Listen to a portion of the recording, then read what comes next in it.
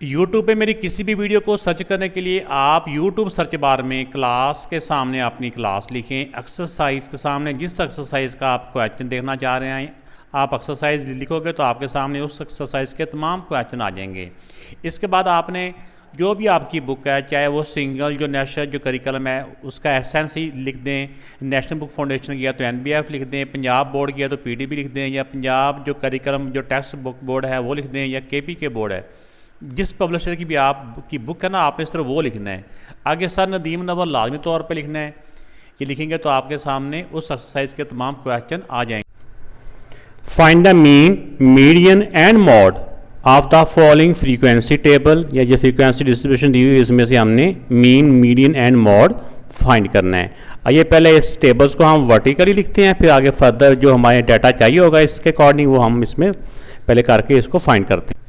तो इसमें जैसा कि हमने सबसे पहले मीन मालूम करना है, तो मीन के लिए जो डायरेक्ट फार्मूला होता है FX, यानी sigma FX over sigma F।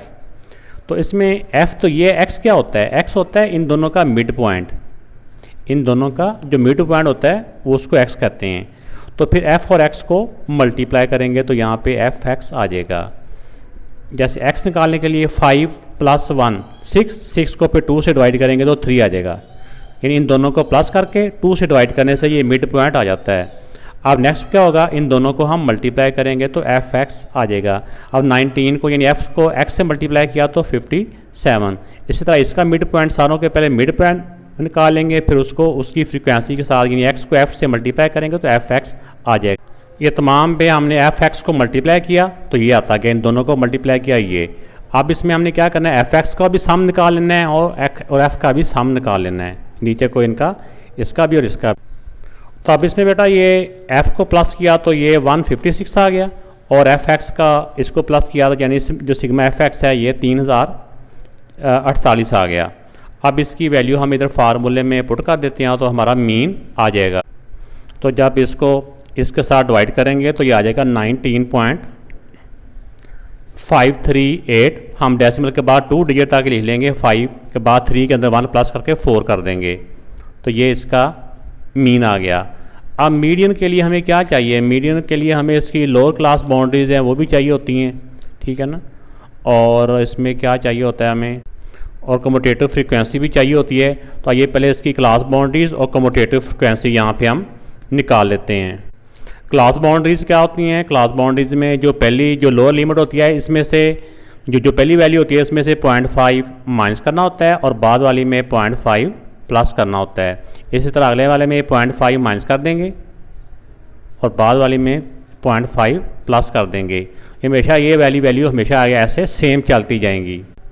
तो इसी तरह से ये मैं तमाम क्लास बाउंड्रीज एंड तक मालूम कर ली। अब अगली चीज़ है कम्यूटेटिव फ्रीक्वेंसी। कम्यूटेटिव फ्रीक्वेंसी क्या होती है, कम्यूटेटिव फ्रीक्वेंसी में पहली फ्रीक्वेंसी एज इट इज़ आ जाती है। अब ये जो आगे इसमें अंदर नेक्स्ट फ्रीक्वेंसी प्लस करके यहाँ लिखना होता है, ये 19 और 24 को प्लस करके यहाँ लिख लेंगे। इन दोनों को प्लस किया तो 43। अब 43 के अंदर जो नेक्स्ट फ्रीक्वेंसी है वो प्लस करके यहाँ लिख लेंगे तो ये आ गया 61। इसी तरह 61 के अंदर जो इससे जो नेक्स्ट फ्रीक्वेंसी है वो प्लस करके हम लिख लेंगे। इसी तरह ये सारों को प्लस हम करते जाएंगे। इसके अंदर नेक्स्ट फ्रीक्वेंसी तो इसके अंदर ये किया तो 156। तो ये टोटल जो फ्रीक्वेंसी का सम होता है ना यहाँ पे भी वही आ जाता है। आइए आप देखते हैं इसके अंदर वैल्यू रिप्लेस कर देते हैं। अब इसमें देखें कि टोटल फ्रीक्वेंसी है 156। तो 156 जो इसका फ्रीक्वेंसी का सम है इसका पहले हाफ कर लें, इसका मिड पॉइंट निकाल लें। 156 को जब 2 से डिवाइड करें ना तो 78 आता है।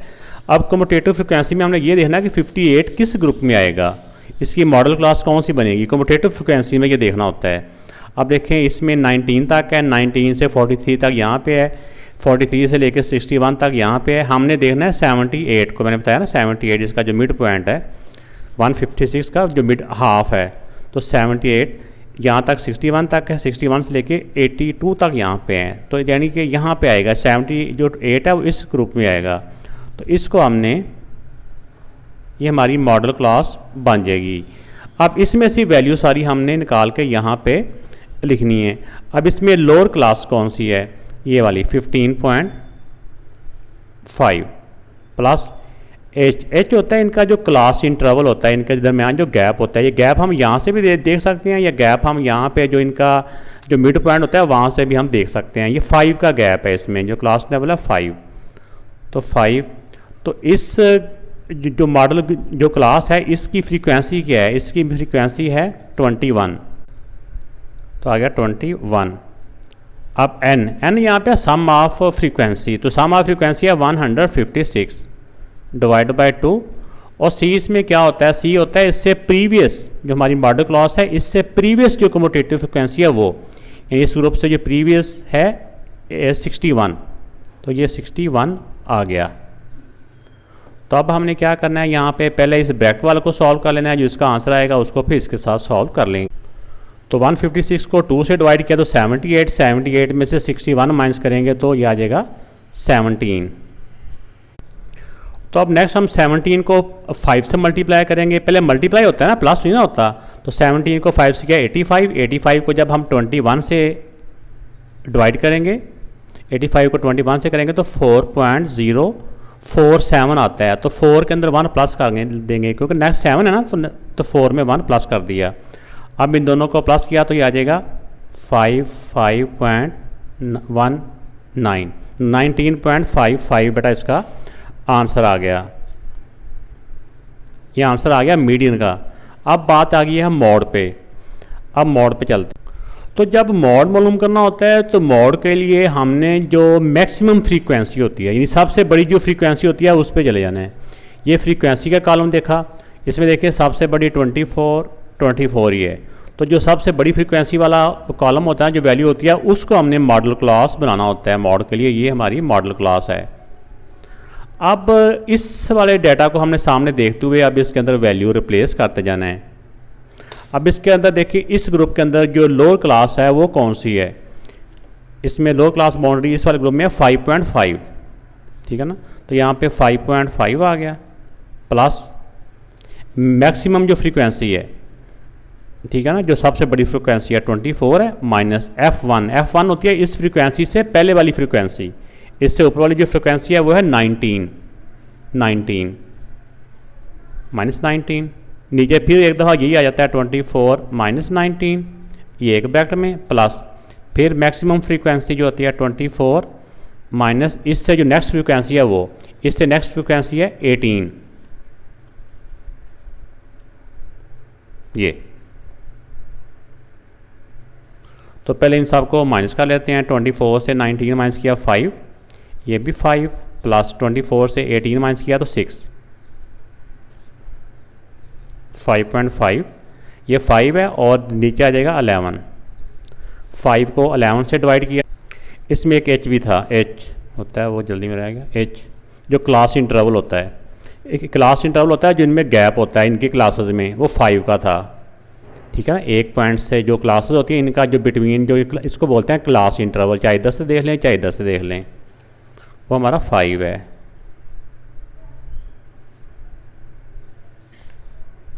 अब 5 दा 25 को जब हम 11 से डिवाइड करेंगे तो ये आता जाएगा 2.2727 इस तरह चलता जाएगा।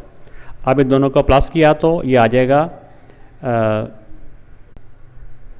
7, 5 और 2 7, 5 और 2 7, तो ये आ गया 7.77 मार्क्स।